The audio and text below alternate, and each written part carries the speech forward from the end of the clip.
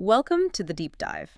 Today we're taking a long, detailed look at one of the most compelling and spiritually significant names in all of Scripture, Babylon. hmm If you've ever read the Bible, you know this name just pops up everywhere, from the earliest stories of human arrogance all the way to the final visions of cosmic conflict. That's absolutely right. And our sources for this deep dive, they really focus on the historical, the prophetic, and, the spiritual weight of this ancient empire. Yeah. It's not just a study of a forgotten civilization, not at all. It's an exploration of a culture that holds what our sources call a unique and formidable place Yeah. in the narrative of faith. And that's really our mission here, isn't it? To understand why Babylon still matters to us now. It is. When we look at the sweep of history, you see so many powerful empires rise and fall. The Egyptians, the Assyrians, the Greeks, the Romans. But Babylon's story is different. It's unique because it spans the entire biblical timeline. It starts in Genesis and it concludes powerfully in Revelation. This dual presence, it seems to give us the essential spiritual framework right from the start. It does. Historically, Babylon was this mighty empire. It was known for these breathtaking achievements we'll get into, but it was also deeply feared. Especially by its neighbors. Oh, absolutely. And certainly by Israel for its ruthless and, frankly, devastating conquests. To God's people, it wasn't just a political foe, it became something more. A symbol. The ultimate visible symbol of worldly power raised in direct opposition to the Creator. I think the biggest takeaway from our source material, right at the top, is that Babylon's story is never just about itself.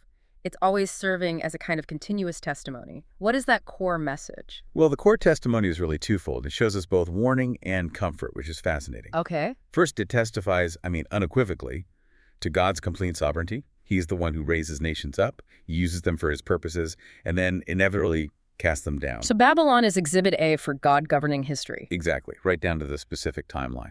And the second part, the comfort. The comfort lies in prophecy fulfilled. Babylon's rise, its purpose, its fall, all of it was foretold with just astonishing precision. And that gives us two things. It does. It offers us this very concrete warning of God's inevitable wrath against human pride and rebellion.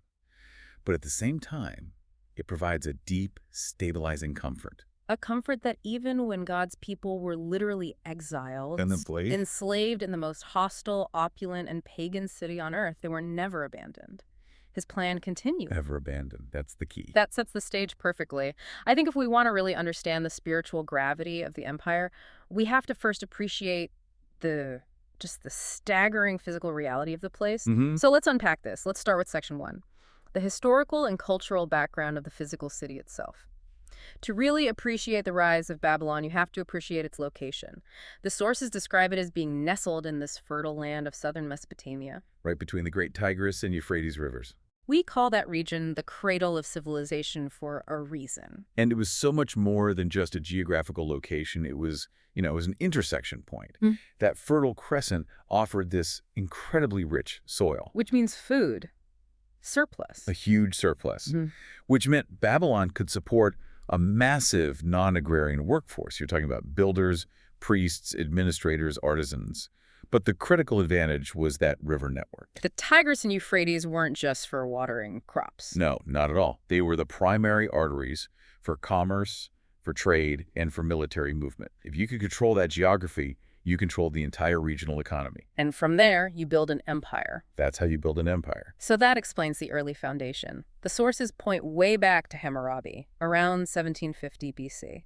Now, this isn't the Babylon we read about with Nebuchadnezzar, but it's essential for establishing that foundation, right? Oh, absolutely. Hammurabi is key because he established one of the earliest known codified legal systems. Which speaks volumes. It does. It speaks to Babylon's early commitment to ordered society, to administration, to imperial control. This wasn't some haphazard collection of settlements. It was organized, it was ambitious, and it was already setting itself apart as a center of culture and law. It was creating the foundation that would later allow it to become the jewel of Mesopotamia. Exactly. And that foundation, it reaches its absolute apex in the 6th century BC under a man named Nebuchadnezzar II. This is the figure who just dominates the biblical narrative. In the book of Daniel, the historical narratives of the exile. He's the one. So what was the city like under his reign? This was Babylon's golden age. It was a time of truly astonishing scale and luxury. Nebuchadnezzar II, he inherited a great city, and he was determined to make it the greatest city the world had ever seen. And the sources use the word breathtaking to describe his architectural achievements. And rightly so. He essentially transformed the city into an engineering and artistic marvel. It was a colossal monument to human achievement, to human genius. Okay, let's focus on some of those architectural wonders. The Hanging Gardens are famous, of course. Everybody's heard of them. The Hanging Gardens are one of the most complex examples of ancient engineering. They're often listed as one of the 7 wonders of the ancient world for good reason. Can you paint a picture for us? What did they look like? Well, imagine multi-tiered terraces, almost like a step pyramid, but covered in lush greenery. It was heavily irrigated, creating this massive green mountain right in the middle of a dry, hot plain. So it wasn't just a garden. No, it was a testament to mastery. Mastery over nature, mastery over resources. It demanded incredibly complex hydraulic engineering just to pump water up multiple levels. Nebuchadnezzar was basically announcing to the world, we can do the impossible. That's precisely the message. Look what we can do. And if the gardens demonstrated luxury and, mastery over nature, the city walls demonstrated permanence. The sources really emphasized the vastness of the protective fortifications. Indeed, security was absolutely paramount. And the sources tell us Nebuchadnezzar reinforced the city walls to an almost mythical degree. I've heard stories from ancient historians, like Herodotus. Herodotus describes the massive size of the inner and outer walls. He claims they were so thick that fully armed chariots could supposedly race across their tops. Wow. This structure, it didn't just deter invaders, it did that, of course, but it also psychologically projected an image of absolute stability, invulnerability. To the Babylonians, those walls were proof? They were proof that they had secured their own existence, completely independent of any divine protector. They were their own saviors. So we have the economic power from the rivers, the luxury of the gardens, the security of the walls. But the spiritual heart of the city was just as important, wasn't it? The ziggurats and the Great Sigilla Temple. The ziggurats are essential to understanding the Babylonian worldview. These stair-stepped, pyramidal towers, they just dominated the skyline. And they weren't just altars. No, they were cosmological statements. The Babylonians viewed them as artificial mountains, literally bridges between heaven and earth. What does that mean, a bridge between heaven and earth? They believed they could ascend these steps to meet their gods, or, conversely, that their gods could descend to meet them. It was a meeting place. And the main temple, Sigilla, that was dedicated to their chief god, Marduk. Yes, Marduk was the central figure in their pantheon.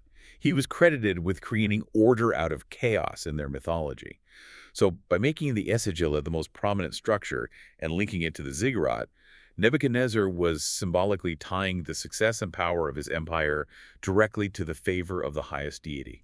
The entire city, then, was a dedication to their polytheistic religion. And, perhaps more dangerously, a dedication to the king, who was seen as Marduk's chosen representative on earth. It really makes you pause, doesn't it? When you see this level of investment in engineering, in military defense, in religious assurance, you have to ask the critical question the source material raises.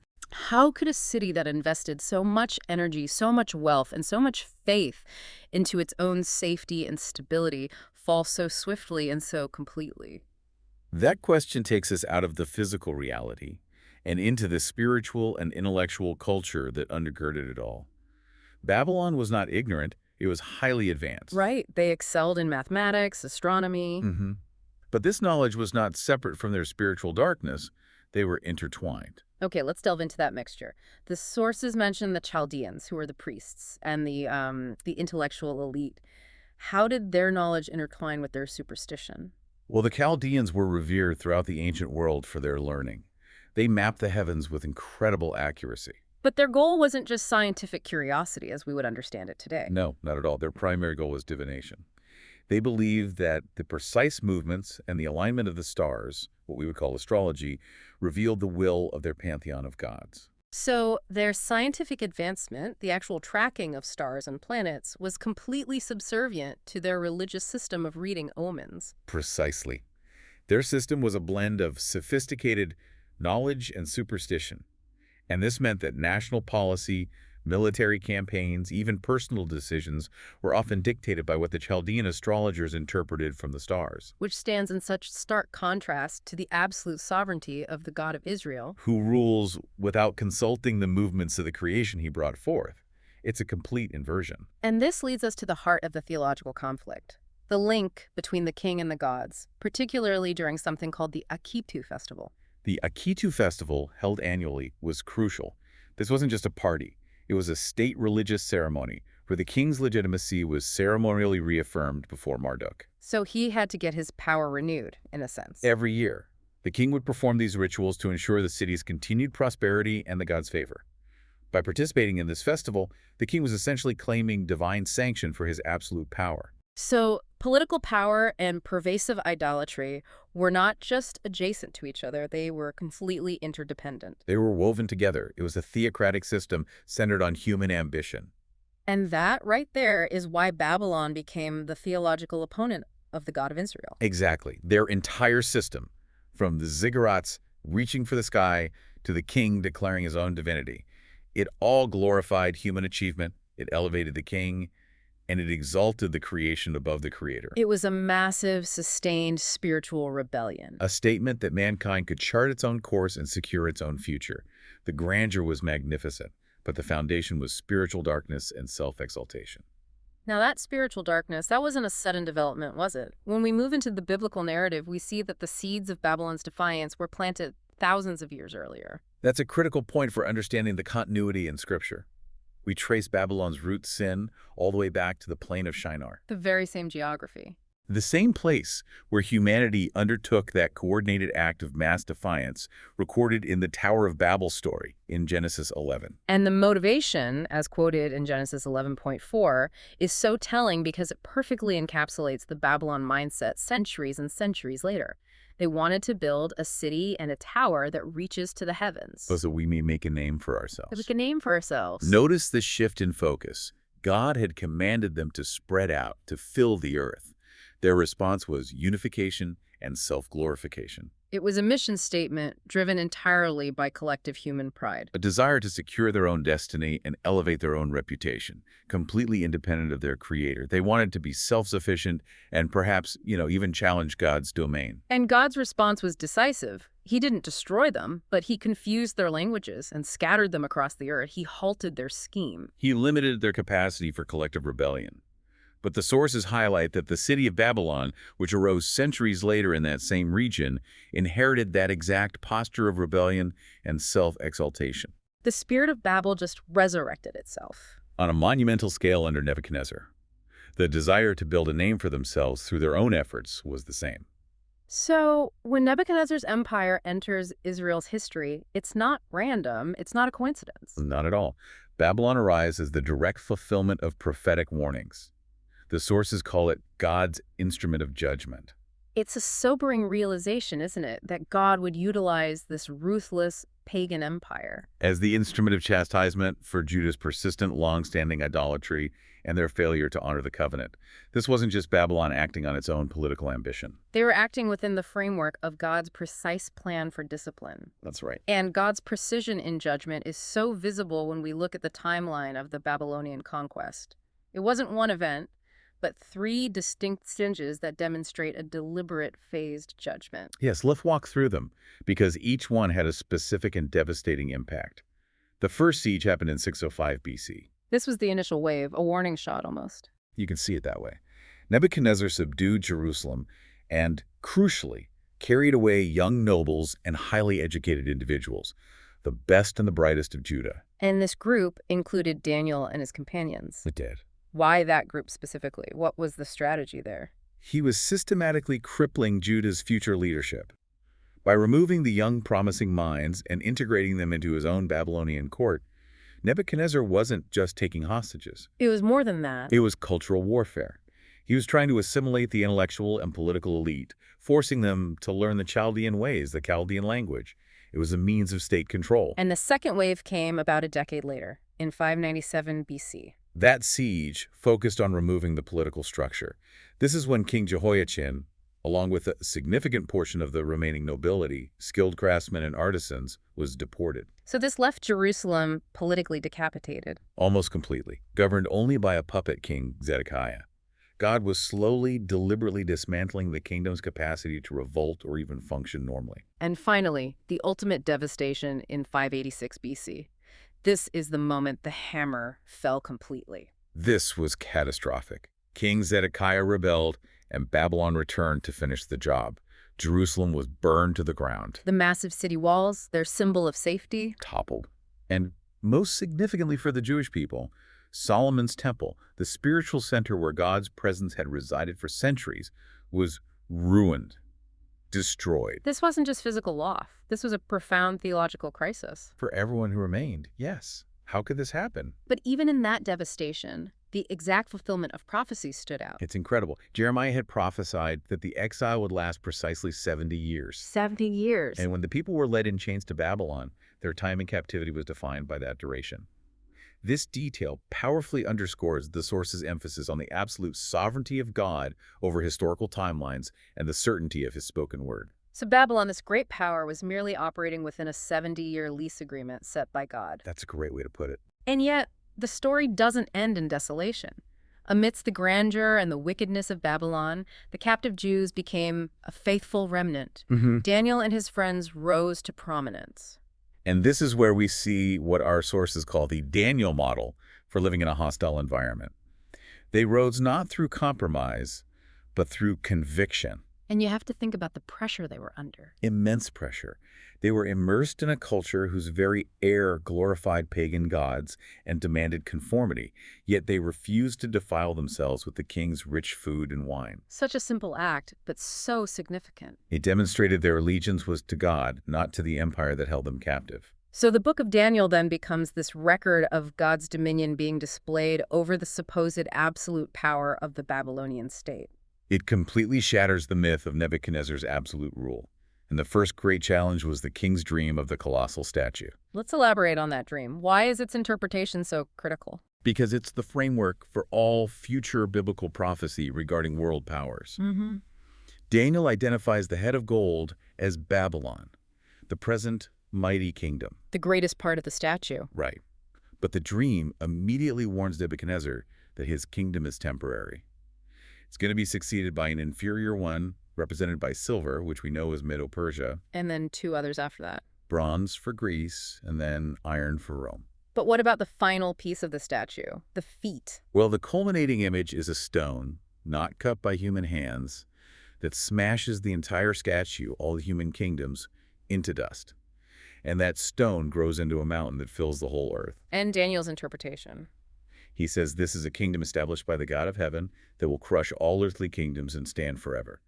So from the very height of Babylonian glory, Daniel announced that the empire was, in fact, merely a transitory phase. Seems to be replaced by God's everlasting kingdom. It's an incredible message of defiance, delivered under the very roof of the conqueror. And beyond prophecy, there were these direct, very public displays of God's protective power over his people, like the fiery furnace and the lion's den. These were public spectacles, and they were designed to enforce religious conformity. In the fiery furnace, Shadrach, Meshach, and Abednego refused to bow down to Nebuchadnezzar's golden image. They chose to honor God over the king's decree, even facing certain death. And the result was incredible. They were thrown into a furnace so hot it killed the soldiers who tossed them in, yet they emerged completely unharmed. Nebuchadnezzar himself saw it. He did.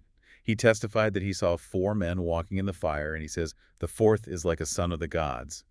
This is a dramatic, impossible rescue that demonstrated to the entire empire that the God of Israel protected his people, even against the absolute power of the Babylonian state machine. And the lion's den story reaffirms this same protection just under the next regime. It does. These miracles, they really set the stage for the final chilling historical scene, the handwriting on the wall. This happens years later, under Belshazzar, who was the last king of Babylon. And he wasn't just arrogant, he was profane. What did he do?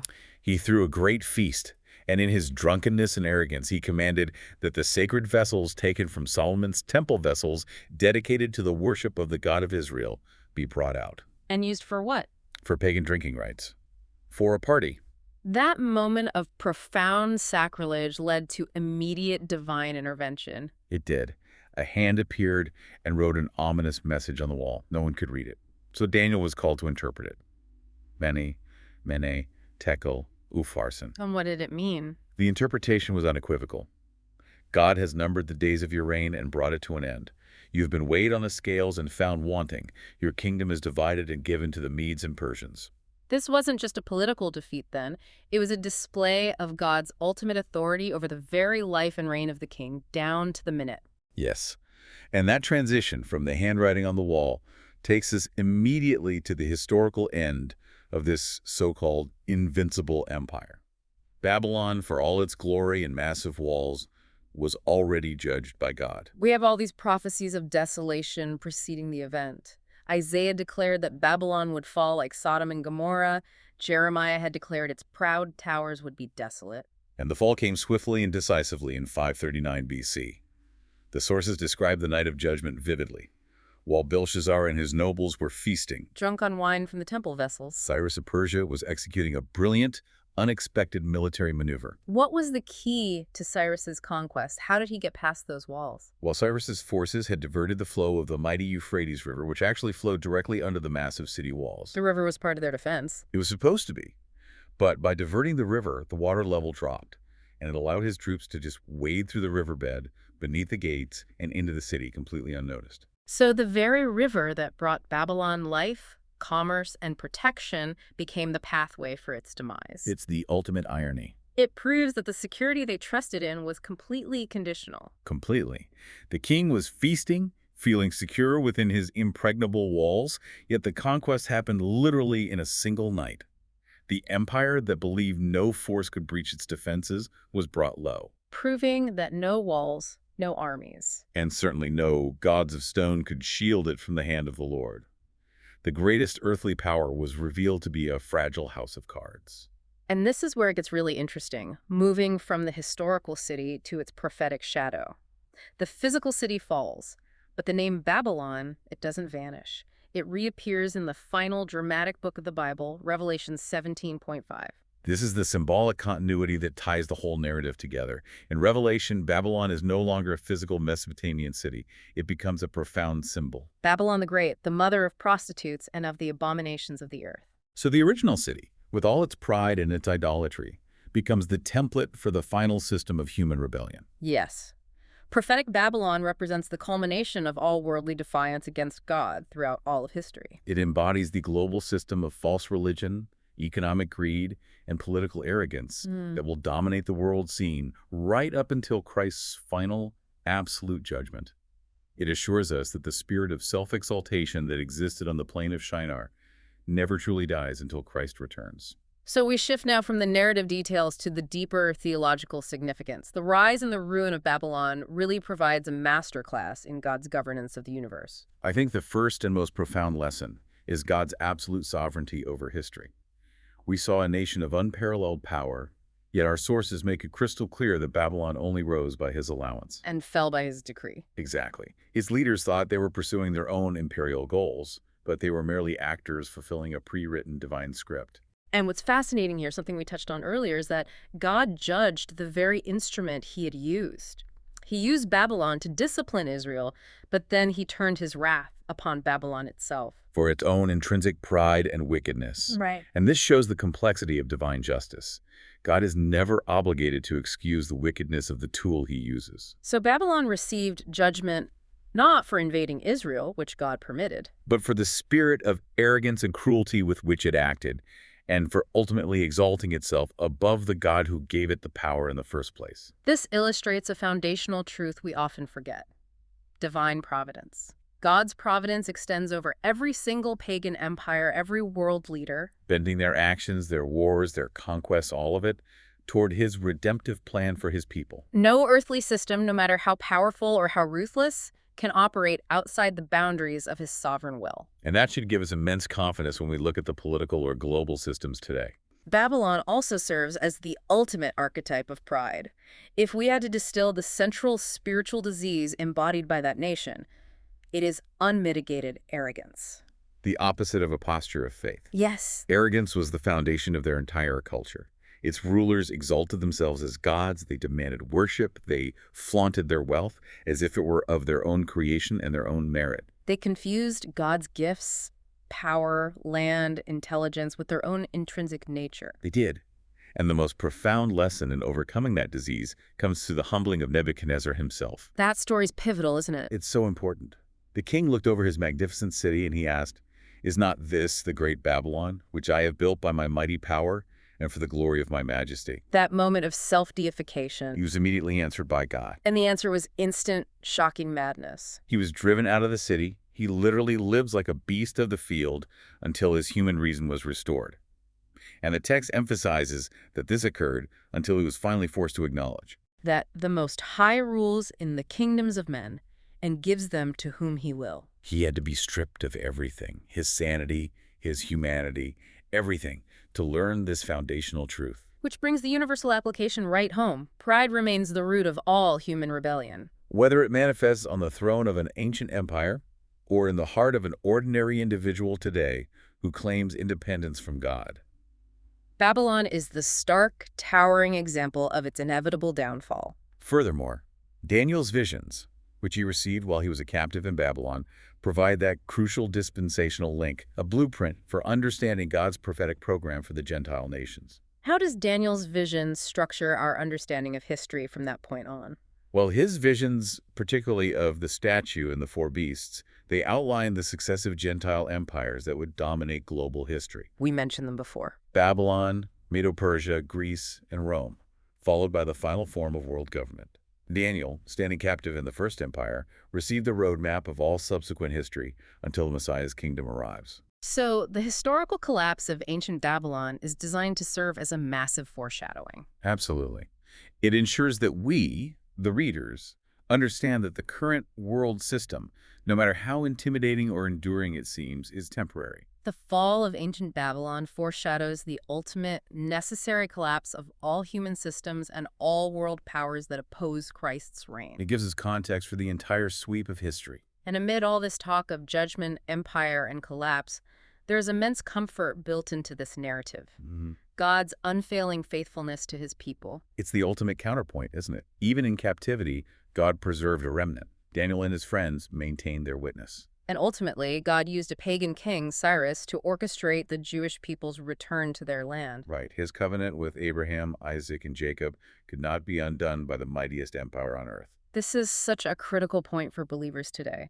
The source material draws a powerful modern analogy. We live as pilgrims in a world system that is still fundamentally marked by the spirit of Babylon. We navigate a culture that promotes the same characteristics: self-exaltation, material obsession, a reliance on human power structures. But we hold the same assurance the exiles had. We do. That God remains absolutely faithful. He is preserving his people through all trials and assuring their ultimate deliverance and citizenship in Christ's eternal, unshakable kingdom. So the hostility of the world system does not diminish the security of God's promise. Not one bit. The story of Babylon is not just academic. It challenges us deeply. It moves beyond history and prophecy right into spiritual application for our everyday choices. This is where the knowledge becomes practical faith. And the first practical lesson is a profound warning against misplaced trust, the folly of relying on earthly power. The Babylonians were the standard bearers for this. They were. They trusted explicitly in their massive walls for military security, their overwhelming wealth for economic stability, and their Chaldean wisdom for guidance. And none of it delivered them. Not in the end. And what stands out to me is how easily we replicate that folly today. We see nations boasting an overwhelming military strength or relying purely on economic power. Or perhaps placing ultimate faith in specific political leaders or cultural influences. They operate as if these temporary structures offer permanent security before the judgment of God. So for the thoughtful believer, Babylon serves as a crucial internal warning. It does. Do not be seduced by the allure of worldly success, prestige, or wealth. Our sources say those treasures are temporary and cannot endure. The relentless accumulation of power and luxury, the pursuit of Babylonian greatness, is a spiritual distraction. And it blinds us to eternal things. So if the Babylonians' problem was building their lives on sand, then the cure must be built on humility. The Nebuchadnezzar example shows that humility isn't an optional virtue, it's the necessary posture. The sources stress this so strongly. Arrogance brings inevitable downfall. Whether we are kings building ziggurats, Or ordinary people investing all our energy into building our careers, our reputations, our personal comfort zones, believing that we control our destiny. Humility is the antidote. How does that humility translate into practical truth for us? It means acknowledging that every good gift, every success, and every moment of health is derived from the hand of God. The Nebuchadnezzar narrative teaches that the only path back to sanity and peace is confessing the sovereignty of God, Humility before God is the pathway to life. because it aligns us with reality, that the Most High rules. Now, for those of us living in an environment that often seems dismissive of, or even hostile to, biblical faith, the Babylonian captivity provides a profound blueprint for steadfastness. This is the Daniel model in action. We see courage, integrity, and absolute devotion. Daniel and his friends faced intense cultural pressure to compromise, First through diet, then through worship, and finally through prayer. and they chose conviction over conformity every single time. What does that conviction over conformity look like for us today, in our world? Well, it means maintaining our moral and ethical boundaries, even when the surrounding culture demands we relax them for professional or social acceptance. It means honoring God with our time and our resources, even when the world's priorities scream for relentless self-service. They lived as functional citizens of Babylon. But their true allegiance remained in Jerusalem, or for us, in the heavenly city. They knew that God honors those who honor him, regardless of the earthly cost. And finally, the fulfillment of Babylon's judgment offers us immense confidence in prophecy. This assurance is foundational to our hope. If every single word spoken against that great, powerful, seemingly invincible Babylonian empire was fulfilled, The exact timing, the precise manner of its fall, its ultimate desolation. if all of that was fulfilled down to the detail, then what does that mean for us? It means God's word will prove absolutely true regarding all his promises. All of them. And this certainty includes the coming judgment of all wicked systems, the deliverance of his people, and the ultimate physical establishment of Christ's kingdom. So we shouldn't live in fear of the world's powers or be overly anxious about the spirit of Babylon we see around us. No. Instead, we should live with profound hope in the Lord's promised return and eternal reign. The future is secure because God already judged the greatest earthly system of defiance and executed his judgment with absolute precision.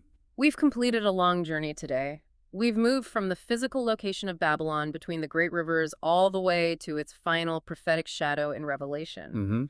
And the essence of Babylon's story remains constant. It was a nation of brilliance and brutality, of wealth and wickedness, ultimately brought to absolute ruin. But in every chapter of that story, the hand of God is visible. It's always there, guiding history toward his appointed redemptive ends. Babylon represents mankind's futile, ambitious, and, let's be honest, often dazzling attempt to exalt itself above God. And its fate is a profound warning that such defiance, built on the foundations of human pride and false security, simply cannot endure, cannot achieve permanence. Let's return, then, to the concluding scripture that captures this powerful warning and this reassurance. It's found in the prophet Isaiah. This passage summarizes the paradox of Babylon's immense glory and its swift doom. Isaiah 13:1. Yeah. It states, Babylon, the jewel of kingdoms, the pride and glory of the Babylonians, will be overthrown by God like Sodom and Gomorrah, The language is so striking. It honors the immense physical splendor of the city. while simultaneously declaring its total and complete destruction. That verse serves as an absolute warning against placing your ultimate trust in any earthly system for security. Whether as financial stability, technological dominance, political power, or military might. All the glory and pride of this world will ultimately pass away. Yet at the same time, it offers immense encouragement. If God's decree against the seemingly invincible Babylonian Empire was absolute, irreversible, and perfectly executed, Then his covenant promise to protect and deliver his people is equally absolute, secure, and certain. that's the hope we hold on to. As you navigate a world that still reflects the spirit of Babylon, the pride, the self-exaltation, the misplaced trust, may the certainty of God's fulfilled word strengthen your conviction. And may you live not by the world's wisdom, but with hope in his promises and steadfastness in your walk today.